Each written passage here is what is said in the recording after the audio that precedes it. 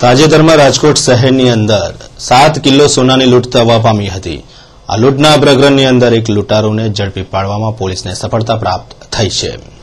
ઇતિહાસના પ્રથમ બનાવમાં 4 જેટલા લૂંટારોએ સંગમ ટ્રેડિંગ પેઢીના મેનેજર રાકેશ તેમજ કારીગરોને રિવોલ્વર તથા છરાના આધારે બાનમાં લીધા હતા અને 7 કિલો સોનાના દાગીનાની લૂંટ ચલાવી હતી।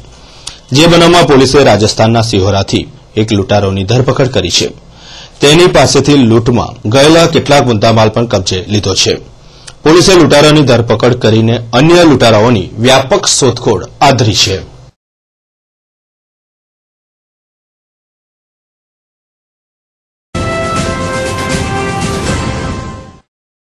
સુરેન્દ્રનગરમાં આવેલા માર્ગ અને મકાન વિભાગની અંદર આજે અચાનક ગોળીબાર થવાથી સમગ્ર વિસ્તારમાં ભારે ચકચાર મચી જવા પામી હતી। માર્ગ અને મકાન વિભાગમાં ડેપ્યુટી એકાઉન્ટન્ટ ઓપી મીનાએ સુરેન્દ્રનગરના કોન્ટ્રાક્ટર દીપક આસવાની પર 2 રાઉન્ડ ગોળીબાર કર્યો હતો, જેથી દીપક આસવાનીને ઇજા થતા તાત્કાલિક સારવાર માટે લઈ જવામાં આવ્યા હતા। બનાવના પગલે ઉચ્ચ પોલીસ અધિકારીઓ પહોંચી ગયા હતા અને ગુનો નોંધીને તપાસ કરી હતી। ગોળીબારના કારણે દીપક આસવાની હાલત ગંભીર હોવાનું જાણવા મળ્યું છે અને ગોળીબાર કયા કારણસર થયો હતો તે જાણવા મળ્યું નથી।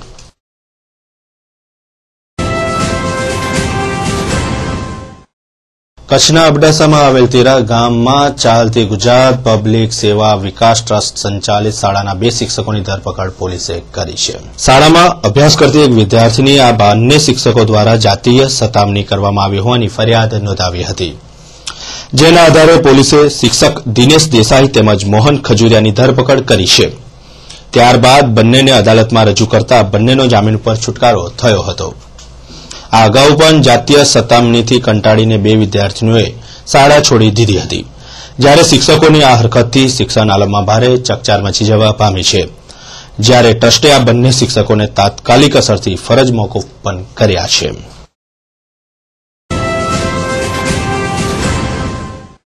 મહેસાણાની અંદર 2 ભેજાબાજોએ 50,000 રૂપિયામાં 50 તોલા સોના આપવાની વાત કરીને લોકોની સાથે છેતરપિંડી કરવાનો પ્રયત્ન કરતા બંને ગઠિયાઓની પોલીસે ધરપકડ કરી છે।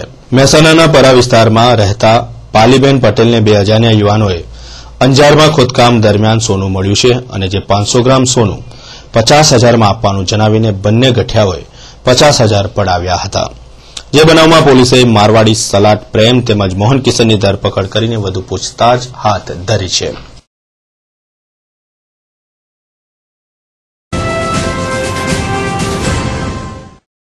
બળાત્કારની ભોગ બનેલી મહિલાઓને હવે રાજ્ય સરકાર સહાય કરવા એક કદમ આગળ આવી છે। ગુજરાત રાજ્ય સરકાર દ્વારા બળાત્કારની ભોગ બનેલી મહિલાઓને પુનઃવસન તેમજ આર્થિક સહાય આપવાનો નિર્ણય લેવામાં આવ્યો છે, જેના અંતર્ગત જિલ્લા કક્ષાએ બોર્ડ બનાવવામાં આવ્યા છે। જે બોર્ડ બળાત્કારનો ભોગ બનેલી મહિલાઓને રૂપિયા 1 લાખની આર્થિક સહાય તેમજ પુનઃવસનની જવાબદારી સંભાળશે। ન્યાયાલયના આદેશ મુજબ કેન્દ્ર સરકારના રાષ્ટ્રીય મહિલા આયોગના નિર્ણયને રાજ્ય સરકારે નિર્ણય લીધો છે, જેમાં 25% સહાય રાજ્ય સરકાર કરશે। આમાં બોર્ડ ઉપરાંત 7 સભ્યો પણ હશે। એટલું જ નહીં, જિલ્લા કક્ષાના બોર્ડ પણ બનાવવામાં આવ્યા છે।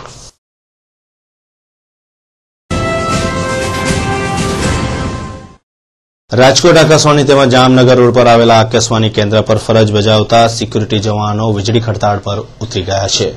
સિક્યુરિટી જવાનોએ આક્ષેપ કર્યો હતો કે છેલ્લા 3 મહિનાથી તેમને કોઈ જ પગાર ચૂકવવામાં આવતો નથી। છેલ્લા ઘણા સમયથી પગાર નહીં ચૂકવવામાં આવતા રજૂઆત કરવામાં આવી હતી, રજૂઆત છતાં પણ કોઈ નક્કર પગલાં નહીં લેવાતા આખરે સિક્યુરિટી ગાર્ડ હડતાળ પર ઉતરી ગયા છે। તેમણે એવો આક્ષેપ કર્યો હતો કે છેલ્લા 3 મહિનાથી પગાર ચૂકવવામાં નથી આવતો અને નિયત કરેલા પગાર પ્રમાણે રકમ આપવામાં નથી આવતી, જેથી કરીને રાજ્ય સરકારના આદેશનો પણ ભંગ સિક્યુરિટી એજન્સી કરી રહી છે। આજે વીજળી હડતાળ પર સિક્યુરિટી ગાર્ડ ઉતરી જતા સમગ્ર વિસ્તારની અંદર કુતૂહલ ફેલાયું હતું।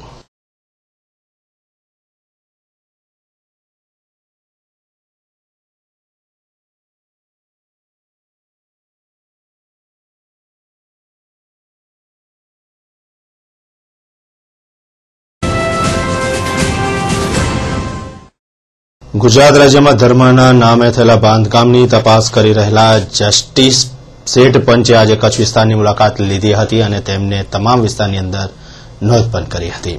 આ પંચે નલિયાની પણ મુલાકાત લઈને સ્થાનિક રહીશોની સાથે ચર્ચા કરી હતી। કેટલીક માહિતીઓ પણ આ પંચે મેળવી છે।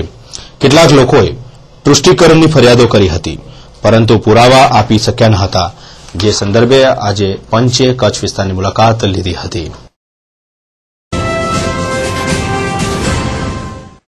સર્ટિફિકેટના આધારે ઈએમઈ સ્કૂલની અંદર નોકરી મેળવનાર 2 શખ્સોની ધરપકડ કરવામાં આવી છે.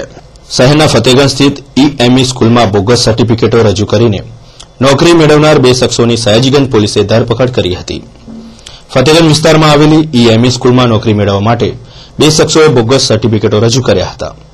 વેચી રેડ્ડીએ ગત 5મી જુલાઈ 2011 મંડલ એવન્યુ કચેરીનું સર્ટિફિકેટ રજૂ કરીને પોસ્ટ આર્ટિસ્ટની નોકરી મેળવી હતી, જ્યારે કેતુએ 8મી ઓગસ્ટે 2011ના રોજ મામલતદાર કચેરીનું સર્ટિફિકેટ રજૂ કરીને મિકેનિકલ ઇન્સ્ટ્રુમેન્ટની નોકરી મેળવી હતી. જોકે સ્કૂલ તરફથી તપાસ કરવામાં આવતા બંને સર્ટિફિકેટો બોગસ જણાયા હતા. આ બનાવના મુદ્દે A.K. બોરેએ સયાજીગંજ પોલીસ મથકે બંને વિરુદ્ધ વિશ્વાસઘાત, છેતરપિંડી અને બોગસ દસ્તાવેજો બનાવવા અંગેની ફરિયાદ નોંધાવતા પોલીસે બંને જણાની ધરપકડ કરી છે. નજીવી બાબતે નિવૃત્ત પોલીસ જવાન ઉપર પડોશીઓ હુમલો કરતા માંજલપુર પોલીસ સ્ટેશને ફરિયાદ નોંધાવવા પામી છે. પ્રાપ્ત વિગત અનુસાર શહેરના માંજલપુર સ્થિત મહેશ્વરી નગરમાં રહેતા અને નિવૃત્ત પોલીસ જવાન નટવરસિંહ પરમારના મકાનનું બાંધકામ ચાલે છે, ત્યારે ઘર પાસે રેતી ઈંટો મૂકવા બાબતે પડોશી કૌશિક કાછિયા, હસમુખભાઈ અને દક્ષાબેને તેઓની સાથે તકરાર કરીને અપશબ્દો કહ્યા હતા, જે બનાવ અંગે માંજલપુર પોલીસ મથકે હુમલાખોર ત્રિપુટી વિરુદ્ધ ફરિયાદ નોંધાઈ છે.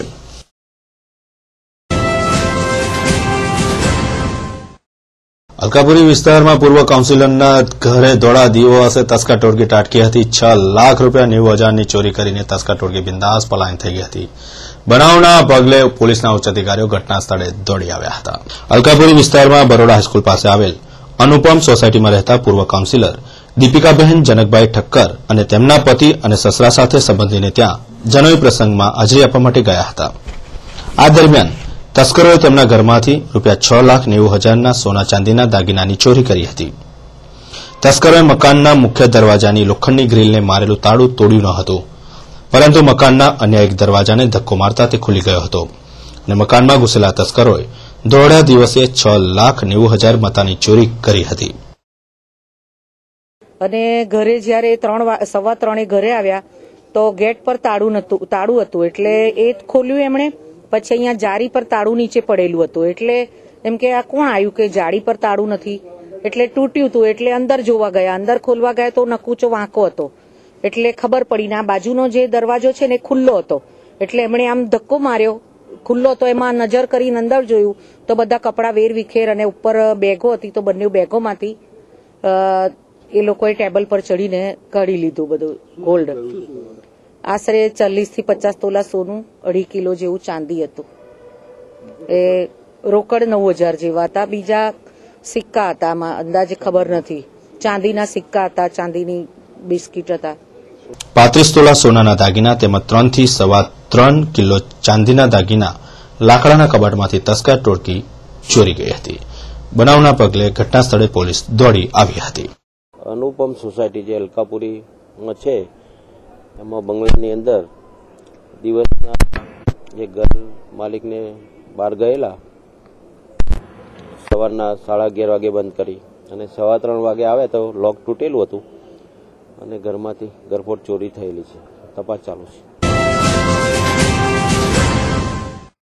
શહેરના ઇલોરા પાર્ક પાસે આવેલ હાઈટેન્શન રોડ પર ગંગાજમના સોસાયટી બંગલા નંબર 6 નજીક પોતાના વેવાઈના ઘરે આવેલા 79 વર્ષીય રાજેન્દ્ર પ્રસાદ જ્યોત ઉપાધ્યાય બેંકમાંથી પૈસા ઉપાડીને વેવાઈના ઘરમાં પ્રવેશે તે પહેલા જ અચાનક બાઇક પર આવેલા 2 અજાણ્યા શખ્સો પૈકી એક ઈસમે રાજેન્દ્ર પ્રસાદના હાથમાં ₹55,000 ભરેલું પર્સ ચીલ ઝડપ કરીને નાસી જતા સમગ્ર વિસ્તારમાં હોહા થઈ જવા પામી હતી. ગોરવા પોલીસમાં ફરિયાદ નોંધાતા પોલીસે અજાણ્યા બાઇક ચાલક વિરુદ્ધ ગુનો નોંધીને તપાસ હાથ ધરી છે. મારા બેગમાંથી પૈસાની બેગ લૂંટાઈ ગઈ. 55,234. ક્યાંથી ઉપાડ્યા, ક્યાં ગયા હતા અને શું બન્યું છે? હું bank of Baroda old parlour road બ્રાન્ચમાંથી ગયેલો, ત્યાંથી મેં આ પૈસા ઉપાડેલા અને ત્યાંથી હું દેના બેંક સુભાનપુરા બ્રાન્ચમાં મારા ફ્રેન્ડની પત્નીના એકાઉન્ટનું સ્ટેટમેન્ટ લેવા માટે આવેલો અને ત્યાંથી લઈ અને હું મારા વેવાઈને ત્યાં જતો હતો દેના બેંકની સુભાનપુરા બ્રાન્ચની સામે જ આવેલામાં. ત્યાં મારી સ્કૂટી પાર્ક કરી અને બેગ કાઢી અને અંદર દરવાજામાં દાખલ થતા જેમ કે 2 મોટરસાઇકલ પર અજાણા હિસ્સોમાં આવેલા એ પૈકી એક માણસ મારા હાથમાંથી પાકીટ છૂટ્યું અને મોટરસાઇકલ પર નાસી ગયા. એ પાછળવાળા તો કઈ હેલ્મેટ બેનો બહુ ખ્યાલ નથી મને, પણ પાછળનો વ્યક્તિ હતો એ જરા જે પાકીટ છૂટેલું એ થીંગણો અને બટકો હતો. જમ્મુ કાશ્મીરમાં વેસ્ટર્ન ડિસ્ટર્બન્સના કારણે સમગ્ર ગુજરાત ઠંડીમાં ઠૂંઠવાઈ રહ્યું છે. સમગ્ર ગુજરાતની અંદર કાતિલ ઠંડી પડી રહી છે. તાપમાનનો પારો એકદમ નીચે ગગડી રહ્યો છે. કાતિલ ઠંડીની અંદર સુસવાટા મારતા પવન વાઈ રહ્યા છે. લોકો બપોરના સમયે ઘરની બહાર નીકળવાનું ટાળી રહ્યા છે.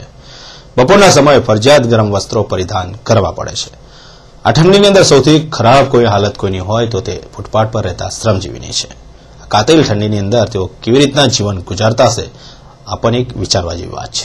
મહારાજા સયાજીરાવ યુનિવર્સિટીના એબીવીપીના વિદ્યાર્થી આગેવાનોએ સયાજીગંજ વિસ્તારમાં ઠંડીથી ઠૂંઠવાતા અને ફૂટપાથ પર રહેતા શ્રમજીવીઓ ભિખારીઓને કપડાં, બિસ્કીટ અને ગરમ કપડાનું વિતરણ કર્યું હતું. અત્રે ઉલ્લેખનીય છે કે છેલ્લા 5 દિવસથી શહેરમાં પડી રહેલી ઠંડીના કારણે ફૂટપાથ પર રહેતા લોકોની હાલત કફોડી થયેલી જોવા મળે છે. ત્યારે એબીવીપીના કાર્યકર્તાઓએ કપડાં, બિસ્કીટનું વિતરણ કરીને ઉત્તમ ઉદાહરણ પૂરું પાડ્યું હતું. છેલ્લા જે ઠંડી આપણા શહેરમાં અને સમગ્ર ભારતમાં પડી રહી છે, કાતિલ ઠંડી, તે નિમિત્તે આપણે ગરીબોને આજે અમે ધાબળા તેમજ જે લોકોની જીવન જરૂરિયાતની વસ્તુઓ છે તે અમે આપી છે, દાન કરી છે અને તેની સાથે ખોરાક જેવી કે બિસ્કીટ, નાના છોકરાઓને બિસ્કીટનું વિતરણ કર્યું છે, જે કરીને અમને આજે પુણ્ય મળશે એવી અમે આશા રાખીએ. વડોદરા શહેરમાં આવેલા અતિ પૌરાણિક સુપ્રસિદ્ધ નવનાથ પૈકી કલાલી ફાટક પાસે આવેલા જાગનાથ મહાદેવ મંદિરનો જીર્ણોદ્ધાર કરવામાં આવ્યો હતો. આ પ્રસંગટાને ભજન, પ્રસાદ અને મહાઆરતીનો કાર્યક્રમ રાખવામાં આવ્યો હતો. વડોદરા શહેરના સંસદીય સચિવ યોગેશ પટેલ સહિત ભારતીય જનતા પાર્ટીના અગ્રણીઓ આ કાર્યક્રમટાને ઉપસ્થિત રહ્યા હતા. ભંડારાનું પણ આયોજન કરવામાં આવ્યું હતું. આ મહાપ્રસાદીનો લાભ આજુબાજુ વિસ્તારની પ્રજાએ લીધો હતો. પૂજા અર્ચના અને ભજન મંડળીએ ભારે ભજનની રમઝટ બોલાવી હતી અને ભક્તિભાવ માહોલનું સર્જન થયું હતું. વડોદરા શહેરમાં ભગવાન શ્રી શિવજીના નવનાથ મહાદેવ આવેલા છે. પૌરાણિક મંદિરો આ શહેરનું રક્ષણ કરે છે. એમાંનું આ એક જાગનાથ મહાદેવ,